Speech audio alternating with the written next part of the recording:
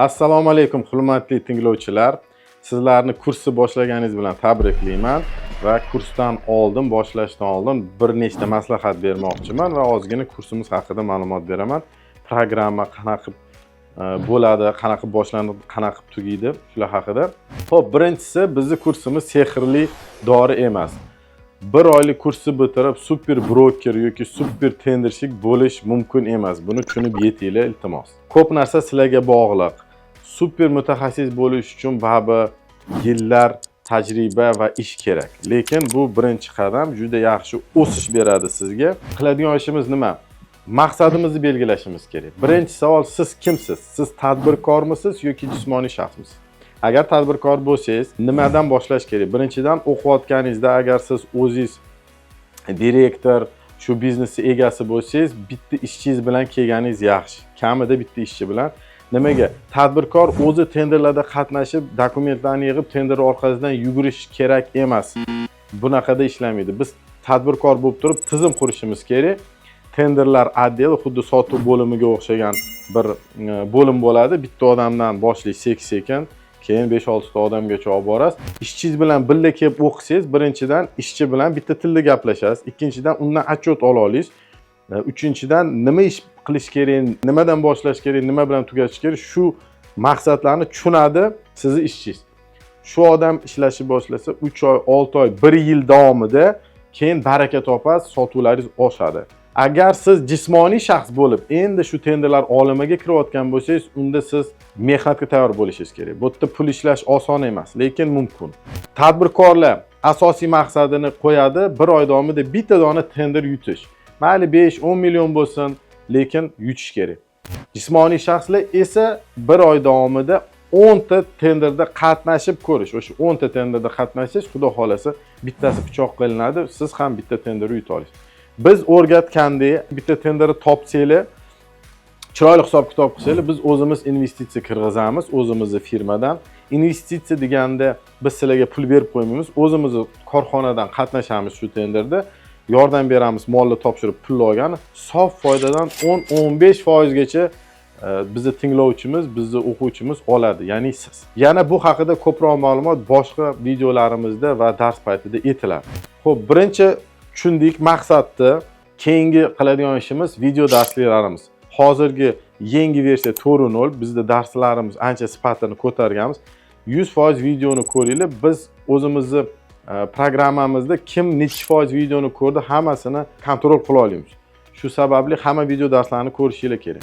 O'qish qoidalari haqida aytib o'tsam, birinchidan, agar 3 ta offline darsga kelmasangiz, отчисление bo'lasiz. Bu shartnomada ham yozilgan.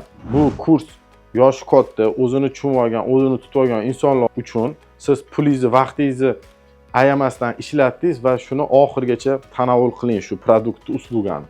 Shunga iltimos, hamma darslarga kelinglar. Keyin yana bitta kino bor, Karate Patsan. Will Smith olgan Jackie Chan bilan, agar eslasanglar, o'shda bir yosh bola ustoz yoniga kelib aytadi, ustoz, meni kung fu o'rgating, kung fu o'rganmoqchiman deydi. Mayli, men seni qabul qilaman deb birinchi kuni unga yuydiradi hamma yoni, pollani. Ikkinchi kuni ona kurtkasini veshelkaga osadi 1000 marta. Uchinchi kuni zaborni kraska qildiradi. To'rtinchi kuni o'zi onim bolani jahli chiqib, ustoz, men kung fu o'rgangani kelganman, sizni uyingizni yig'ishtirgan emas deganda, shunda keyin aytadi, bu bazaviy, hammasi bazaviy движениялар. Shundan keyin sen kung funi o'rganasan. Mana shu harakatlar hammasi bazaviy deb tushuntiradi. Bizning darsimizda ham xuddi shunday tarzda bazaviy qanaqadir uyga vazifalar, zadachalar qo'yilgan. Shuni hammasini qilinglar. Video darslarimiz bor. Keyin 12 ta darsimiz bo'ladi. Undan keyin ozgina praktikaga ham vaqt beramiz. 1 oy mana shu ofisimizga kelib, kompyuterlar bilan o'zi yetilgan vaqtlari bor. 3-4 soat davomida har kun mana shu praktika qilib, tenderchi odamlarning ichida ozgina ishlab, ustoz kuratorlar shu yerda hamma yordam beradi. Bizda o'qigan insonlar bir yiliga 1,5 mingta odam o'qiydi. Xudo xolasa 5 yildan beri biz shu sohada o'qitib boramiz. Umuman bu sohada endi 13 yildan ortiq, lekin o'qish 5 yilda rezultatlarimiz zo'r, juda ko'p. Kimdir 4 milliard, kimdir 5 milliardga shartnoma yutgan. Bir xilla 5 million, 6 millionga yutgan. Hamma yutadi, faqatgina erishish kerak, ishlash kerak va maqsadni oldinga qo'yish kerak. Agar hammasi chiroyli bo'lib videolarni ko'rsanglar, darsga paytida kelsanglar, oxirida test bo'ladi. Testdan keyin sizlarga sertifikat beramiz shu kursni tamomlatganinglar haqida. Umuman sizlarning asosiy maqsadinglar kurs davomida tender yutish. Kichkinami, kattami farqi. Shu maqsadga yetish uchun nimaga yordam kerak bo'lsa, bizning jamoamizda 40 ta odam ishlaydi. Kurator yordamchilari, kuratorlar hamma sizlarga yordam beradi. Keyingisi sizlarga yana bitta maslahatim, bizda masalan dars o'tdingiz yoki videoni ko'rdingiz, iloji bo'lsa o'zingizni do'stingiz, ishchingiz, og'ayningiz, aka ukangizga shu mavzuni o'sha kunning o'zida yoki ertasi kuni aytib tushuntirib bering. Nimaga? Agar siz qaysidir mavzuni zo'r bilmoqchi bo'lsangiz, kimnidir o'qitishni boshlashingiz kerak. Agar o'qitayotgan paytda sizlar o'zingizlar ham shu mavzuni kuchli tushunishni boshlaysizlar. Keyin tenderlar bo'yicha kitoblar bor, meni o'zimning kitobim bor, uni o'qinglar. Umuman boshqa tenderlar haqida zo'r statyalar bor, dunyoda internetda topasizlar.